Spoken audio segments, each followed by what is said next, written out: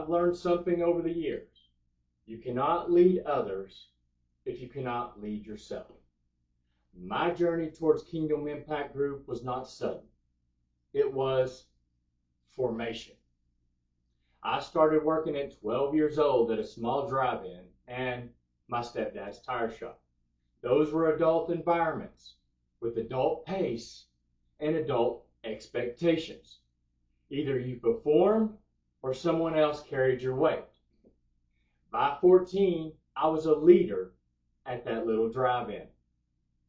At 18, I became a service manager at a large tire company. I remember pacing the floor thinking about how I could lead well. The previous manager lived on the tire machine, but I realized something. If I stayed there, I was a technician with authority. I stepped away from the machine and I focused on leading and serving technicians, removing obstacles and helping them succeed. And that is when leadership changed for me. I began to understand that leadership is about stewardship and service. Shortly after I went to work on a drilling rig, I worked my way up to rig manager in a few short years. One of the youngest managing one of the largest rigs in the fleet. That environment teaches you that responsibility is real, mistakes are costly, and leadership must be decisive. That season proved I could lead under pressure. Eventually, I left the oil field. I wanted my leadership to serve people directly. I enrolled in college to become a registered nurse. But that path led me to a science degree and medical school. I completed 2 years of medical school on a Caribbean island called Dominica. But then, my life took a different turn. After stepping away from medical school, I lost direction. For a season, I struggled deeply. It was a humbling period in my life. That season forced me to confront discipline, character, and identity at a deeper level. And that is when something became clear. You cannot lead others if you cannot lead yourself.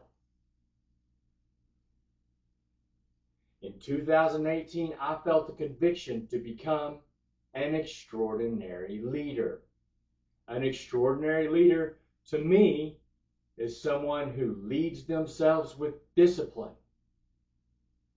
develops others with intention, and builds impact that outlives them.